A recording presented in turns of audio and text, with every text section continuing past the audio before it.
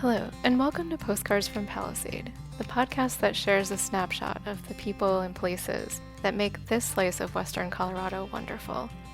I'm your host, Lisa McNamara. Today I'm talking with Christine Moore, yoga and dance teacher and yoga therapist here in Palisade. Christine and I chat about the difference between yoga and yoga therapy, the different classes she teaches, both regularly and for special events like the upcoming Grand Valley Yoga Fest, about yoga philosophy, the history of belly dancing, what always draws her back to Palisade, how she takes care of herself so she can best take care of others, and lots more. Like why she is drawn to work with the populations she works with.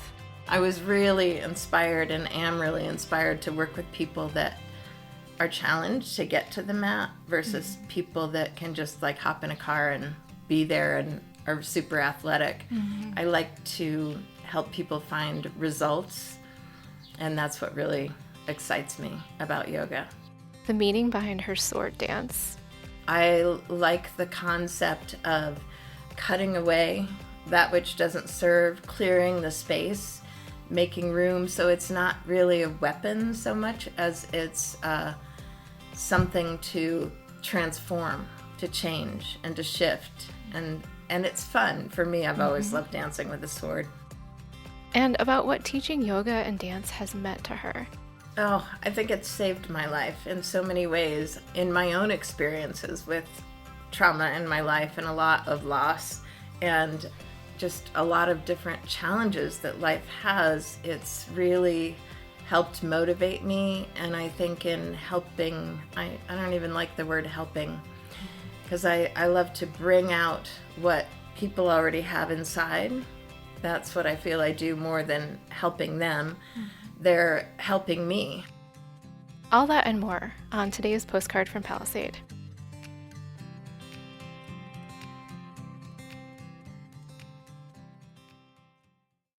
I'm Christine Moore, and I like to start by just letting people know that I'm a yoga teacher. I'm a dance teacher as well, and a yoga therapist. The difference being that a yoga therapist works more one-on-one with people and helps them with personal challenges, and working with a doctor or with a physical therapist to address specific things that yoga can help with.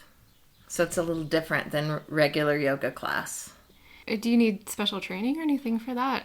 Oh, absolutely. I think there's only 2 or 3 possibly certified yoga therapists in Mesa County. So there is quite a bit of extensive training. And for me, I had about 10 years of working with people with disabilities and group homes and veterans at the VA hospital. I worked for 5 years at the Boulder County Jail, so I had a lot of experience under my belt already with working with different populations. And yes, there's extensive extra training from yoga certification. Interesting. So tell me about your path to yoga. How did you get started?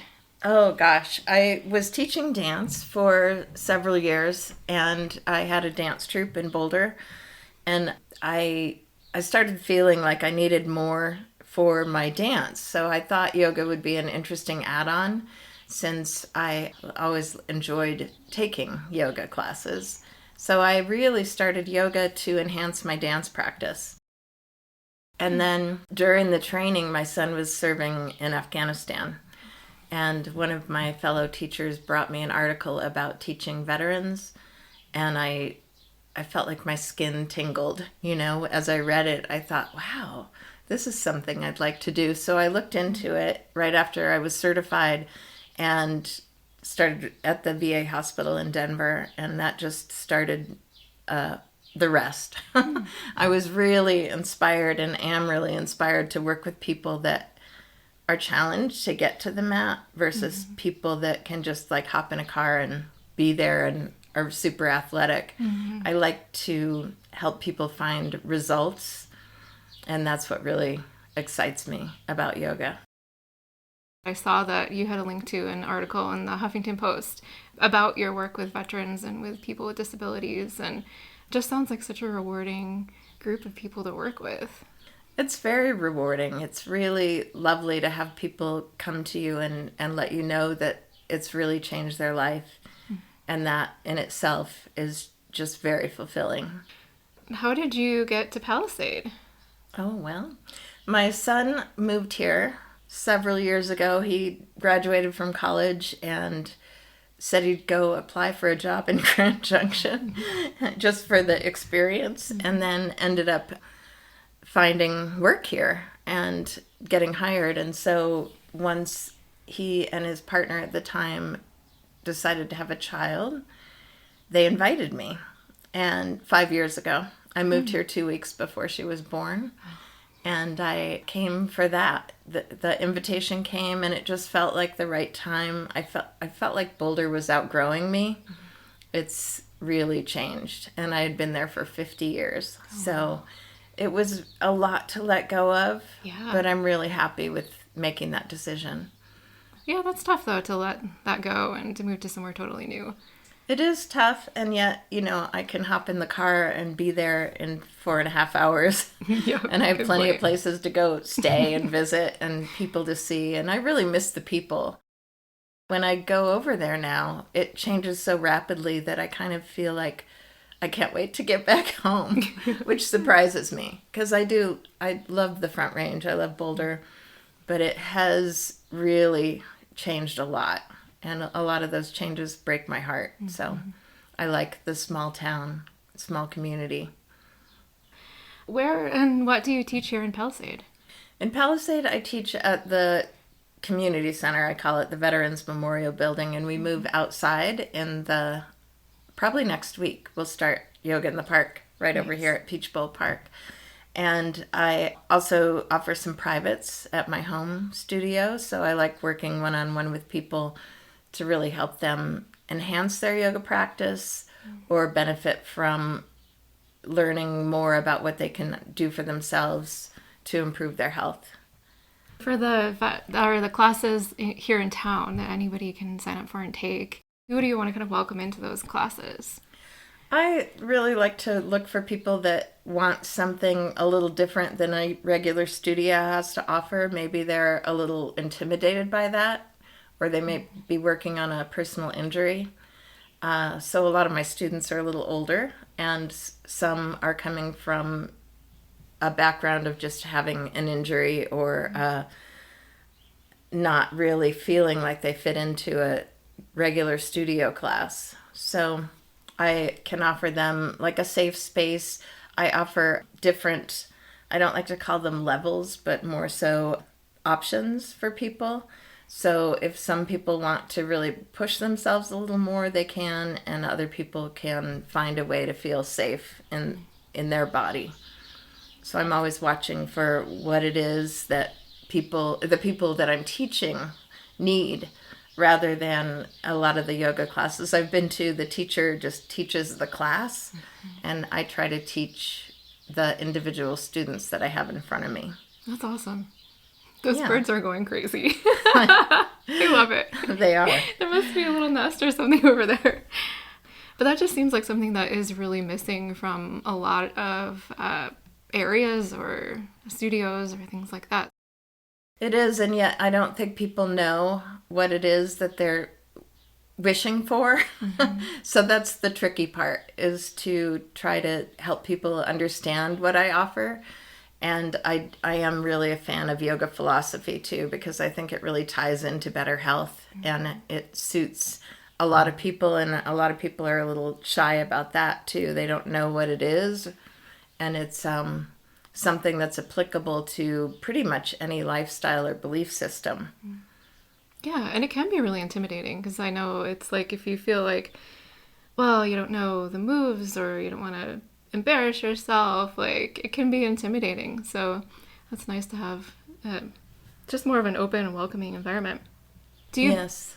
Do you base your practice on any specific, and I'm not going to get the right terminology, but style of yoga or teaching? Yes and no. I really would say my classes are trauma informed.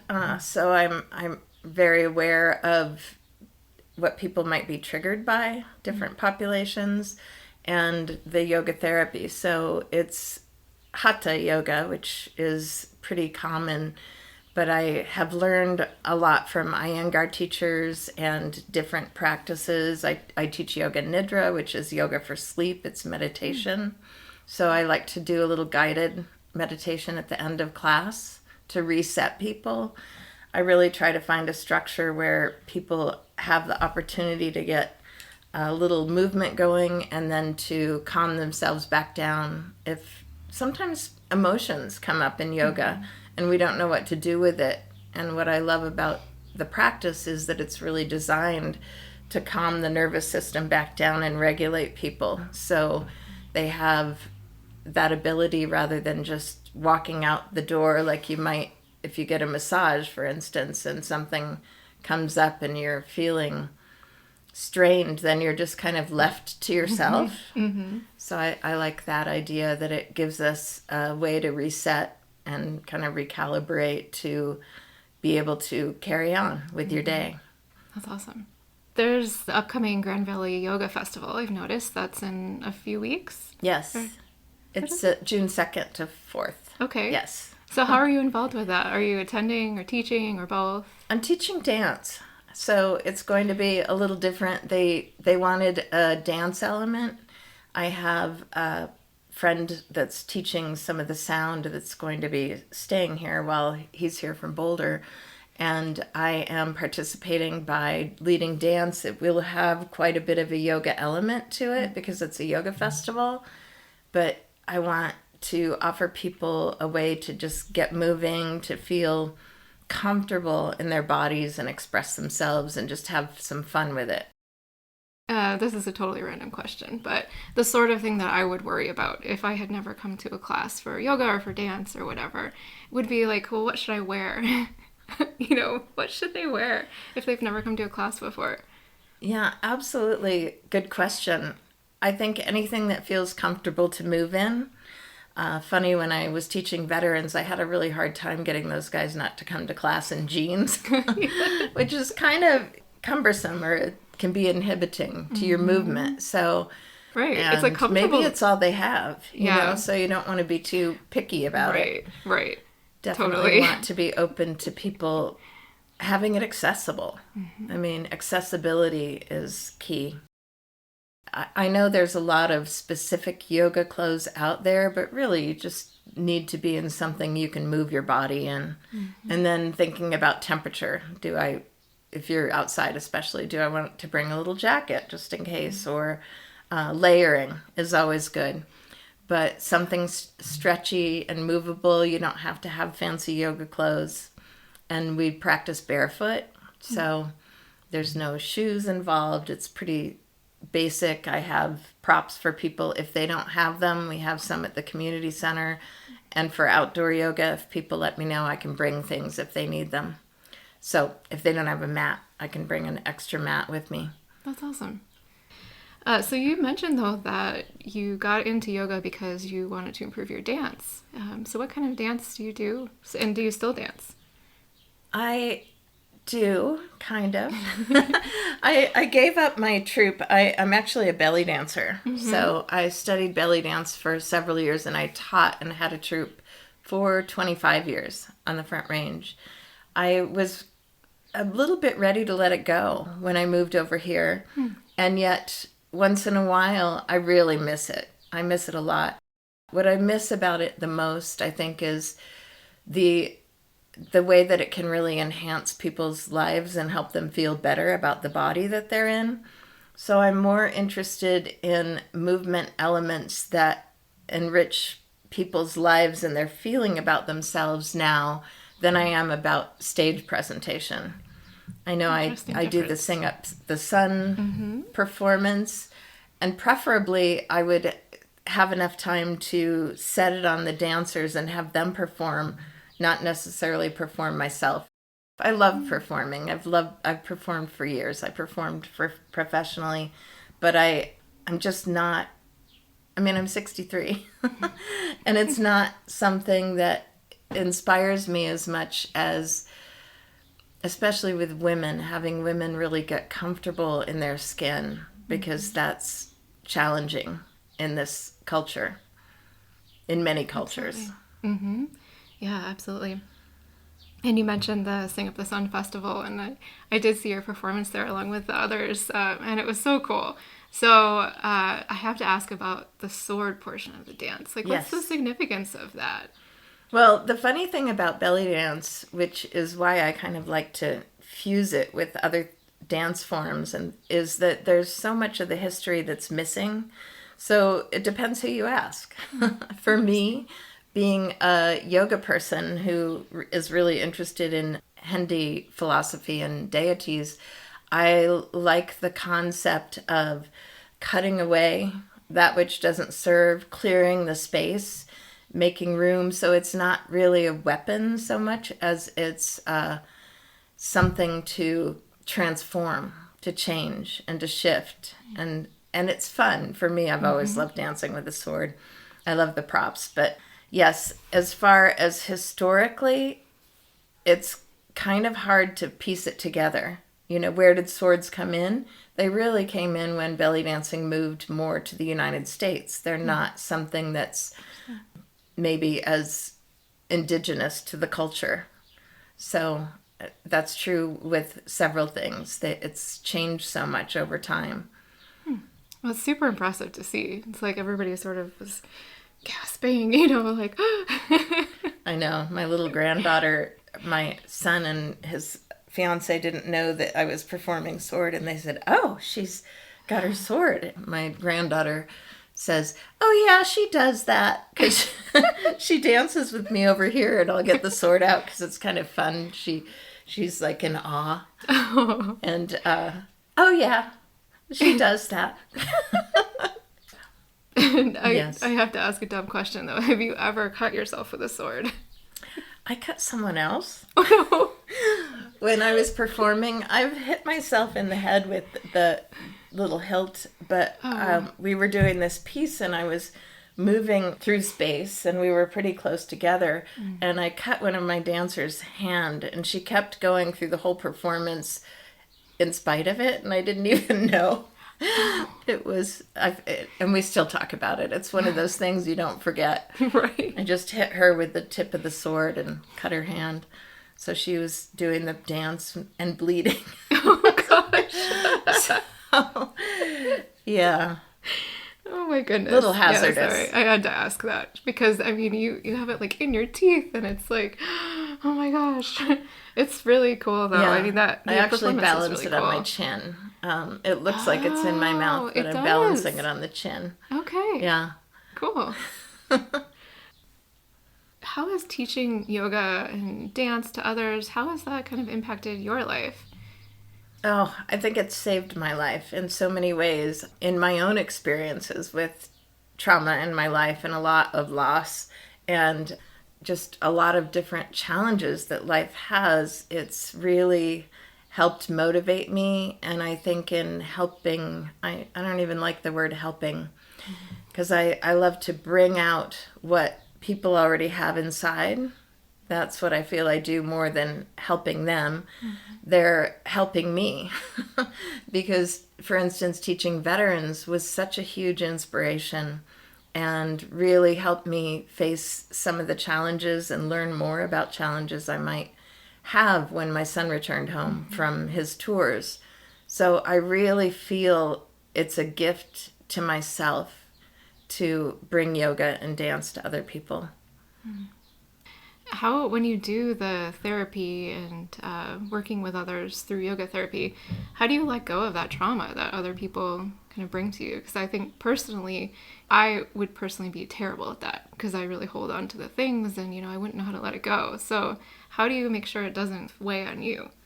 That's a great question. And it's a constant challenge, because I really try to draw my strength from source, so to speak, because I don't really feel like a lot of my work comes from me, it comes through me.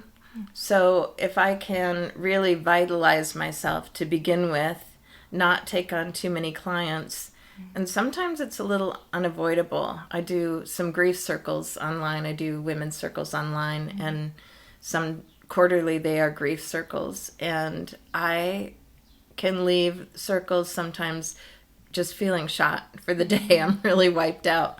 Yeah. So I have to remind myself to really build myself up and to not take things on. And it's a constant challenge. That's a really good question. I think that really maintaining a good diet and good health is useful. And once in a while, it just sticks. It's a little unavoidable. But for the most part, over time, I've gotten better at not absorbing what other people are feeling because it's not mine to have, you know. But it's a challenge. I bet. Yeah. I bet when I was reading about your yoga therapy, or anyone who does any kind of therapy or grief counseling or anything like that, I think that would be really challenging to make sure that you can be there for somebody and support them through what they're going through, but also take care of yourself so you can help other people. Yeah, it is definitely a consideration for different people take on more than other people. And I think it's been really good for me to learn that too, because I can easily take on too much with my family, you know? And so how do we stay in our own lane? Yeah. Good thing to be aware of. Yeah. But hard. I mean, hard to keep that in mind. It is. It really is. So do you consider what you do to be a business you run, or do you consider it something else? I consider it more of a business now. I work for the Give Back Yoga Foundation too, and so I actually help distribute mats to a lot of underserved communities all over the country. So that ties in to my passion with yoga. And yeah, I do try to keep it in a business scope. I teach at the Grand Valley Oncology, so I work with cancer patients there. And I do consider it a business, although I'm really not able to sustain myself with just that. So it is a constant challenge. I have to, bring in other things to bring up my income level. And there are so many people that offer yoga as more of a hobby and maybe for free. It's really expensive to keep all my certification up and to continue with my training. So that is something to consider too in the work I do. Yeah, that's interesting. Yeah. It is the hobby versus work distinction is pretty important. It is. And in a rural community, frankly, it's a little less noticed when people have specific qualifications versus in a place like coming from Boulder where it's really expected and it's just a different type of expectation, I think, from a teacher there than it is here. So switching over to Palisade stuff. So you've been here 5 years, you said? Yes. Okay. So what's your favorite part about the Palisade community? I love being in a small community. For instance, when I had COVID, I had little gifts of food left at my door. I know all my neighbors. I feel this real welcoming presence in all of that. That's so different. I lived in a townhouse in Boulder, the last one I lived in for 20 years, and I didn't know my neighbors the way I know them here. I like how accessible it is to hiking and different, it's just beautiful to be out in nature here. And so I love that about Palisade. And I feel like it keeps growing and changing, and it's just fun to be in a small town. Yeah, I know. The train is in every episode. It's unavoidable. It's so loud for a couple seconds I there. know. And it do you sleep through it? Have you gotten used to it? I do. I think that once in a while it might wake me up without me knowing that's what it is, but I think for the most part I'm used to the sound. Yeah. I mean, really, if you live in Palisade, you hear a train. Yeah, you have to get used to it.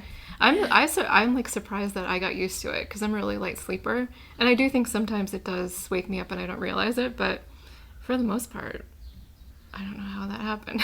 I know. And I forget sometimes to tell people if they're coming here to stay with me. It's like, oh, there is a train. They're like, well, how loud is it? And it's hard to gauge because we're used to it. But, yeah. Anyway. Yeah.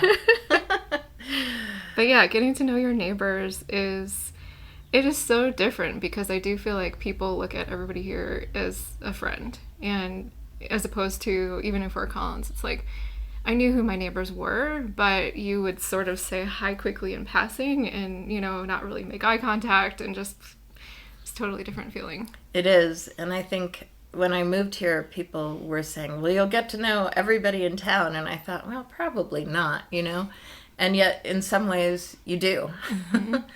And I certainly know most of the people in the neighborhood. And even a couple blocks over are people I walk my dogs with, which is a really different feeling of community and connection that I didn't have in Boulder. I would have to seek that more. Mm-hmm. And here it's kind of a natural. Yeah, completely. Do you have regulars who come back to your classes is it every week? It's every week. Right now I'm teaching once a week. I might add on. Last summer I added because people really like to be outside. Mm-hmm. So I do. I have people that have been very consistent and some who kind of wiggle in and out. Mm-hmm. They're here maybe once a month or traveling different, Palisade mm-hmm.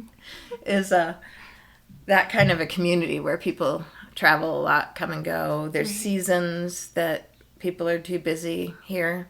Yeah, it's sense. A really different season here mm-hmm. that I don't think people quite understand and has taken me a while to grasp mm-hmm. as far as when people are really available or not. It's different here. Yeah. Yeah. Yeah, it's interesting, the East too. I wasn't expecting it to be so quiet over the winter, but I think after being here a few years, we might come to appreciate that. Yeah, it is different. And it seems like I moved here, the first year I moved here, I took care of my granddaughter for the first year pretty much full time while they worked.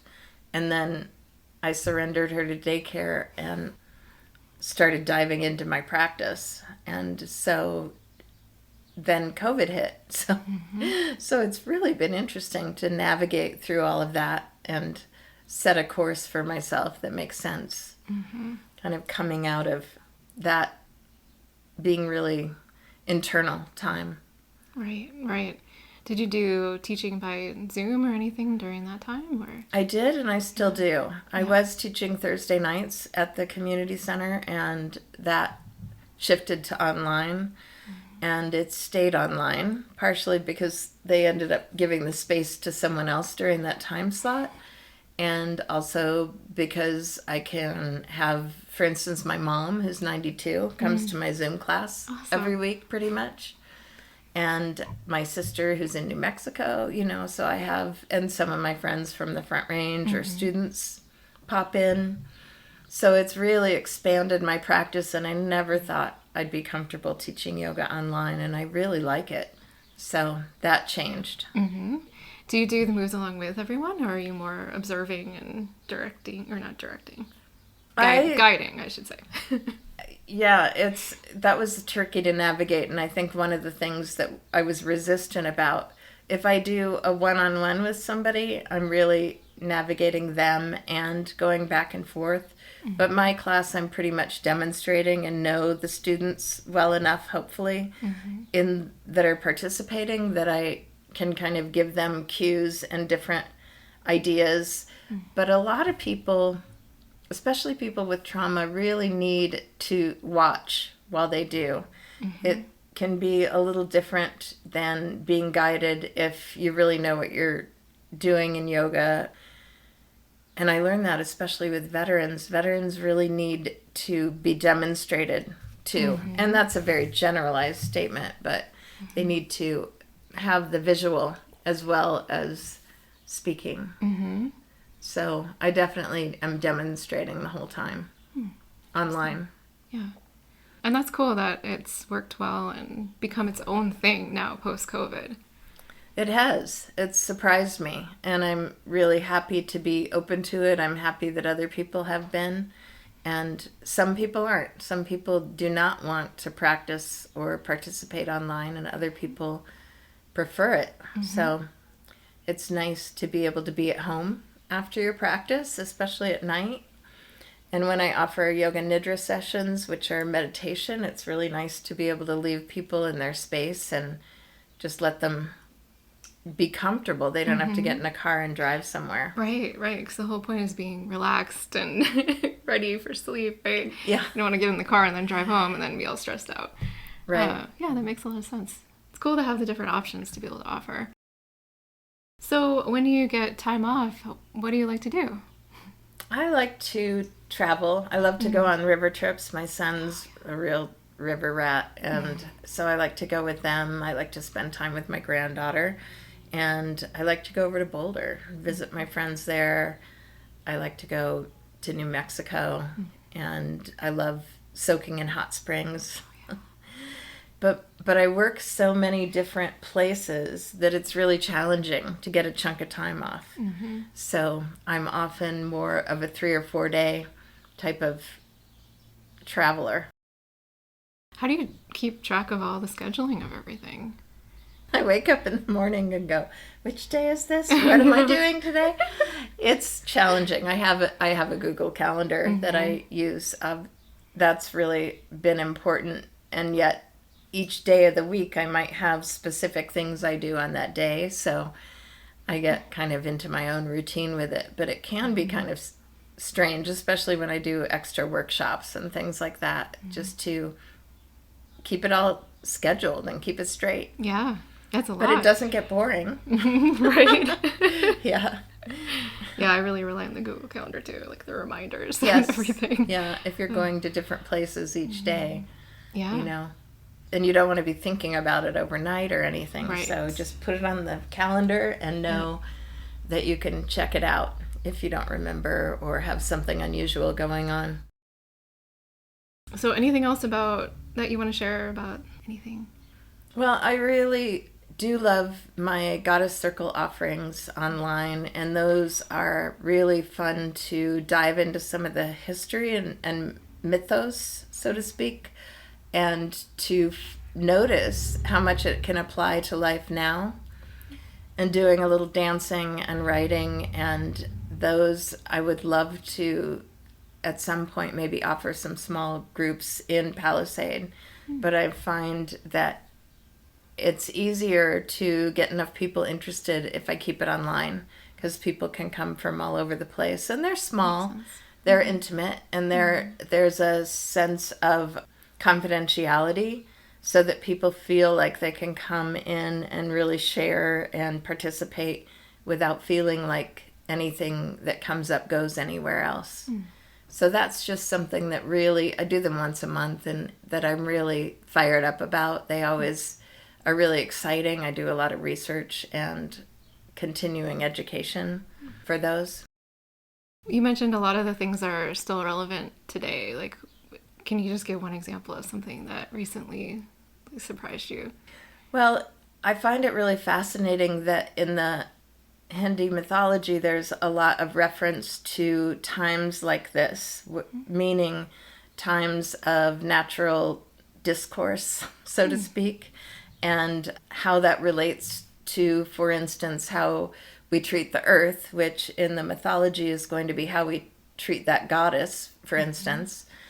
And so we find that in not taking care of the water and the source and the earth, so to speak, the earth, but the air we breathe, that there's repercussions. And that's definitely part of the mythology, as well as different issues that women have throughout time are really resonant in different deities and what they offer and the support they give to just multiples, almost anything. There's so many of them. It's really fun and very fascinating to me. But it seems like whatever I pick seems to be really relevant for people in that time and place. You know, there's very nurturing deities, and there's some that are really strong and like warriors. And the battle of the warrior is really about the battle of the human consciousness. Like, we're taking the swords and we're taking the fighting, and what we're really fighting is ourself. It's very internal, and that doesn't go away. That's sustainable throughout time, that we have challenges and things to work through in life that are part of what life is about. That's really interesting. So human nature. Yes. Well, I really appreciate your time. And Thank you. So can you talk a little bit about the specifics about the class that you're leading for the Grand Valley Yoga Fest? Well, you can go to grandvalleyyogafest.com, and it's a very reasonably priced festival that has a lot to offer, a lot of different things. There's music, there's the dance, and my specific class is at 1:15 on Saturday, June 3rd, and it's all held at the Palisade High School. So you can sign up for the entire weekend and sign up for specific classes, and there's a lot. And other than that, what is my class called? I'm not even sure. I've just been calling it Dance with Christine. So that might be what I've seen on Facebook too. Yes. I think that's what it's called. And the class itself, we're going to go through some movement, some postures, and some basic movement. I'm always really careful about describing what we're doing culturally because I'm teaching this philosophy and movement and dance, so to speak, from the Middle East, which has nothing to do with yoga, which is from a different area entirely in a different culture. And yet so much of it goes hand in hand really nicely. So we'll be doing some isolations.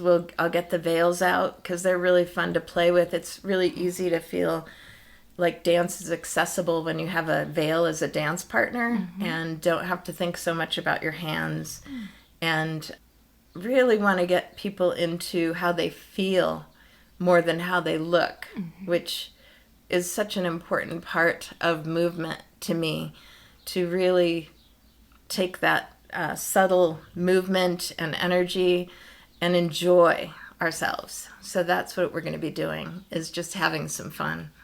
And then regularly normal classes and things like that, like what's the best way for people to see what you offer? The best way to see what I'm offering is either to go to Facebook or to my website, which is kind of a long name, but it's Christine Moore Shimmy Yogini. But even if you looked up Christine Moore in Palisade, it would come up. And there's so much on my website that people can probably find something that's interesting to them if they're at all drawn to yoga or dance. And there's just a lot there. And then there's a contact page on the website, so people can contact me that way. You can find me on Facebook too with my name, or just poking around, because I do try to put most of my offerings, at least the local ones, on the Palisade Business Board. I keep my classes listed regularly, and some of my workshops as well, but some of that, if it's not here, I don't feel like I want to spill over to that. We also have a Palisade Yoga and Dance Facebook page that the teachers that teach in town post in, and I post in. So that's another resource for people if they want an update. And it's just called that, Yoga and Dance in Palisade. That's one I don't know about. Cool. Well, thank you so much for your time. I really appreciate it. And I appreciate you reaching out a while ago and just being interested in doing this. Yeah, thank you. Yeah. I appreciate that you're doing this and bringing more of what's going on here to people. Like, we don't always know what's happening in Palisade. I know. I'm like, I want to know. So, thanks. I really appreciate it, Christine. A few days after I spoke with Christine, after a couple of glasses of wine, I was thinking about how I haven't danced for ages. Something about just feeling older, stiffer, and like she said, about worrying more about how I looked than I felt. That distinction really struck me. So I put in my headphones, silent disco style, and danced around my kitchen like a maniac. It felt awesome, but I really hope that nobody saw me. Thanks for the inspiration, Christine. If you're enjoying this podcast, Let me know by leaving a rating or a review on Apple Podcasts, or a following or rating on Spotify. If you're interested in being on the show, or if you have ideas for a future show, I'd love to hear from you. You can reach me at lisa@postcardsfrompalisade.com.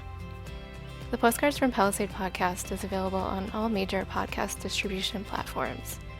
Find us and subscribe now so you never miss an episode. Latest episodes and links to more information are also posted on the website, postcardsfrompalisade.com. Thanks for listening. With love, from Palisade.